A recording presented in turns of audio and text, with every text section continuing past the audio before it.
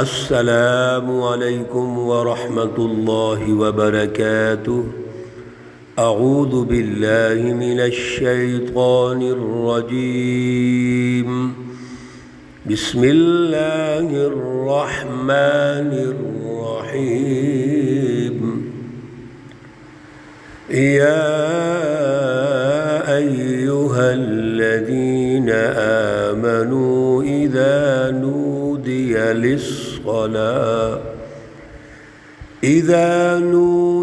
للصلاة من يوم الجمعة فاسعوا إلى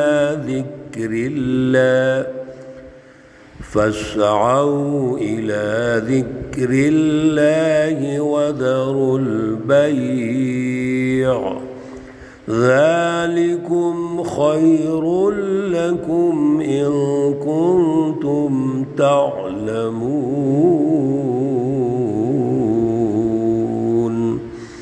صدق اللہ العلی العظیم۔ اللہم صل علی سیدنا ومولانا محمد النبی الأمی وعلى آلہ واصحابہ وبارک وسلم وصلی علیہ۔ معزز سامعین و سامعات، پارہ نمبر 28 سورۃ الجمعہ، آیات مقدسہ 9 اور 10۔ اللہ رب العزت ان آیات کا فہم اور شعور عطا فرمائیں اور عمل کی توفیق اور صلاحیت عطا فرمائیں۔ بڑی اہم ہدایات، ارشادات اللہ رب العزت کے آپ سن رہے ہیں، جس میں یہ واضح ہو رہا ہے کہ کتاب مقدس قرآن مجید میں اللہ رب العزت نے رسول اللہ صلی اللہ علیہ وسلم کا جو منصب ارشاد فرمایا، اس میں 4 اہم امور ہیں۔ وہ ایک پیکج ہے، تربیتی پیکج، جس میں سب سے پہلے اللہ کے احکامات، فرامین اور آرڈیننس کی تلاوت ہے، پھر اس پر تزکیہ قلب ہے۔ جب تک انسان کا قلب اللہ کے ساتھ نہیں جڑ جاتا، وہ پاک اور صاف نہیں ہوتا، اس کی میں تاثیر پیدا نہیں ہو سکتی، اس کے لیے تزکیہ ضروری ہے۔ تیسرے نمبر پر اللہ کے اس فرامین اور احکامات اور آرڈیننس کا فہم ضروری ہے، اس کو سمجھانا ہے، اس پر بات چیت ہوگی، سوال و جواب ہوں گے، ڈسکشن ہوگی۔ اور چوتھے نمبر پر اس کی بالادستی ہے، جس کے لیے ایک سیاسی نظام کی ضرورت ہے۔ اللہ رب العزت نے مثال سے واضح کیا کہ یہی اللہ رب العزت نے تورات میں بھی احکامات رکھے ہوئے ہیں، لیکن جو تورات والے تھے اہل کتاب، انہوں نے کیا کیا؟ انہوں نے اللہ کے فرامین کو تو سن لیا، لیکن مرضی اپنی شروع کر دی۔ تو اللہ رب العزت نے فرمایا کہ یہ ایسے ہیں جیسے کسی گدھے پر کتابیں لادی ہوئی ہیں، تورات لادی ہوئی ہے، لیکن اس گدھے کو کیا فائدہ ہوگا؟ وجہ یہ ہے کہ کذبوا بآیات اللہ، یہ اللہ کی آیات کو جھٹلاتے ہیں۔ میرے عزیزو، اللہ رب العزت نے واضح کر دیا کہ یہ یہود جو خود ساختہ طریقے سے چیزوں میں ترمیم کرتے ہیں، خود ترمیم کرتے ہیں، اس کی اجازت نہیں ہے، اپنی خواہشات کے مطابق تورات کو بنانا چاہتے ہیں، اور جب یہ عمل نہیں کر رہے تو ایسے ہی ہے جیسے گدھے ہیں۔ اس کے تناظر میں یہ عرض کیا گیا تھا کہ ہم مسلمانوں نے بھی سوچنا ہے، کلام مقدس قرآن مجید جو اللہ کے فرامین ہیں، احکامات ہیں، سسٹم، پورا سسٹم اللہ نے دے دیا ہے، اس کے تمام ضابطے دے دیے ہیں۔ یہ کیوں دیا ہے؟ فہم کے لیے دیا ہے، اس پہ سمجھیں، غور و فکر کریں، پھر اس پر اللہ رب العزت کی بالادستی قائم کریں، ایک سیاسی نظام قائم کریں، جس میں اللہ کی شناخت ہو، پہچان ہو، خدا شناسی ہو، انسانوں کے حقوق پورے ہوں، ایسا نظام قائم کریں گے تو پھر اس کی تاثیر پیدا ہوگی۔ ورنہ اللہ نے تو مثال دے دی تورات والوں کی، اہل کتاب کی۔ آج کی آیات میں اللہ رب العزت اسی تربیت کی بات کر رہے ہیں کہ یہ جو چاروں چیزیں ہیں یہ کہاں سے سیکھی جائیں گی؟ مرکز کون سے ہے؟ رسول اللہ صلی اللہ علیہ وسلم مرکز ہے۔ رسول اللہ صلی اللہ علیہ وسلم نے مسجد میں بیٹھ کر یہ چاروں چیزیں سکھائی ہیں۔ اس کے لیے ایک دن رکھا ہے جو دن جمعہ کا دن ہے۔ جمعے کے دن کی اہمیت، تربیت کی اہمیت اور اس مرکز کی اہمیت اور مرکز سے جو رہنمائی ملنی ہے اس کی اہمیت اللہ رب العزت ارشاد فرما رہے ہیں۔ تو جمعے کا دن گویا یہ تربیت کا دن ہے، جمعے کا وقت تربیت کا وقت ہے، اور مسجد جو مسجد نبوی شریف ہے وہ رہنمائی کا مرکز ہے۔ رسول اللہ صلی اللہ علیہ وسلم اللہ کے نمائندے ہیں۔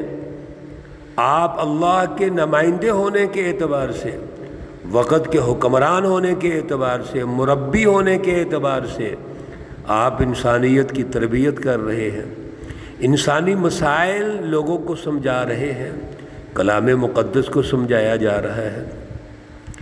آج کی مساجد پوری دنیا میں وہ نقشہ ہونا چاہیے جیسے مسجد نبوی شریف ہے، اور مساجد میں جو ڈسکشن ہونی چاہیے، رہنمائی، وہ بھی اسوہ حسنہ رسول اللہ صلی اللہ علیہ وسلم ہے، ہمارے خلفائے راشدین ہیں۔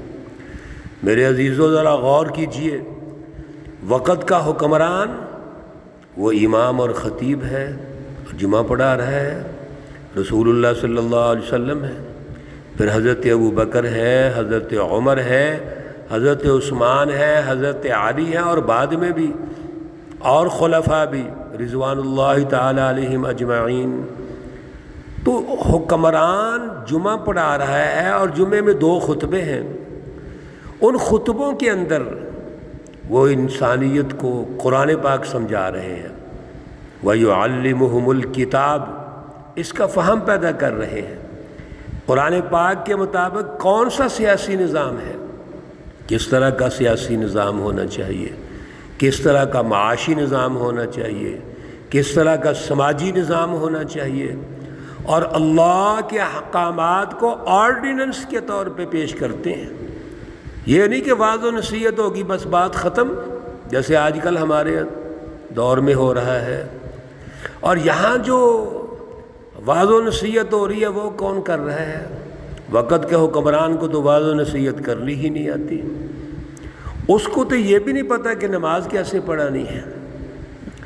یہ جمعہ کا جو خطبہ ہے یہ تربیت کا دن ہے، یہ انسانیت کے لیے رہنمائی کا دن ہے، یہ موقع ہے۔ اس لیے سنیے، اللہ نے پابندی لگا دی اس دن کو کیسے گزارنا ہے۔ ہم نے تو چھٹی بنائی ہوئی ہے پاکستان میں، چھٹی مناؤ جی جمعے کی۔ او بھائی چھٹی کر کے کیا کرنا ہے؟ سوئیں، خرافات کریں اور سوئیں، اور بس ایک دوسرے کو ملے اور چھٹی ہو گئی۔ سنیے جمعے کا دن کیسے گزارنا ہے۔ یا ایھا الذین آمنوا، اے ایمان والو، اذا نودی للصلاۃ، جب نماز کے لیے اذان ہو، بلایا جائے، پکارا جائے، من یوم الجمعہ، جمعے کے دن، فاسعوا، پس دوڑ کر آؤ، الی ذکر اللہ، اللہ کے ذکر کی طرف، وذروا البیع، اور خرید و فروخت بند کر دو، چھوڑ دو۔ توجہ رکھیے، ایک تو جب اذان ہو جائے تو آپ فوراً دوڑتے ہوئے، یعنی پوری تیاری کے ساتھ تیاری کریں، اور تیاری کر کے آپ اللہ کے ذکر کی طرف، یعنی اللہ کی رہنمائی لینے کے لیے آپ مسجد میں فوراً پہنچ جائیں اور خرید و فروخت چھوڑ دیں۔ اس کا مطلب ہے کہ خرید و فروخت جاری ہے، آپ خرید و فروخت کر رہے ہیں، منڈیاں بازار اوپن ہیں، اور اذان ہوئی اور اللہ کا حکم آیا کہ چھوڑ دو، پھر ذالکم خیر لکم، یہ تمہارے لیے بہتر ہے، ان کنتم تعلمون، اگر تم جان لو، اگر تمہیں یہ علم ہو جائے کہ جو ہم خرید و فروخت کر رہے تھے اس سے بہتر اللہ کی رہنمائی ہے، اللہ سے تعلق قائم کرنا ہے، اور پھر آج کا دن ہم نے کیسے گزارنا ہے، کیا طریقہ کار ہے، اس کا علم ہو جائے تو یہ بہت بہتر ہے۔ فَإِذَا قُضِيَتِ الصَّلَاةُ، بس جب نماز مکمل کر لو، فَانْتَشِرُوا، بس تم پھیل جاؤ، فِي الْأَرْضِ، زمین میں، وَابْتَغُوا مِنْ فَضْلِ اللَّهِ، اور اللہ کا فضل تلاش کرو، وَاذْكُرُوا اللَّهَ كَثِيرًا، اور اللہ کو بہت زیادہ یاد کرو، لَعَلَّكُمْ تُفْلِحُونَ، تاکہ تم کامیاب ہو جاؤ۔ انشاءاللہ العزیز کل اس دوسری آیت مقدسہ نمبر 10 پر بھی کچھ بات چیت کریں گے، ابھی ٹائم مکمل ہو چکا ہے۔ اللہ رب العزت ہمیں جو اللہ کی سچی رہنمائی ہے اس کو سمجھنے کی توفیق اور صلاحیت عطا فرمائیں۔ اللہ رب العزت تمام بیماروں کو شفائے کاملہ عاجلہ مستمرہ عطا فرمائیں۔ اللہ رب العزت تمام مرحومین و مرحومات کو جنت الفردوس میں اعلیٰ مقام عطا فرمائیں۔ ربنا تقبل منا انك انت السمیع العلیم وتب علینا انك انت التواب الرحیم، وصلی اللہ تعالی علی النبی الامی محمد وعلی آلہ واصحابہ اجمعین برحمتک یا ارحم الراحمین۔ السلام علیکم ورحمۃ اللہ وبرکاتہ۔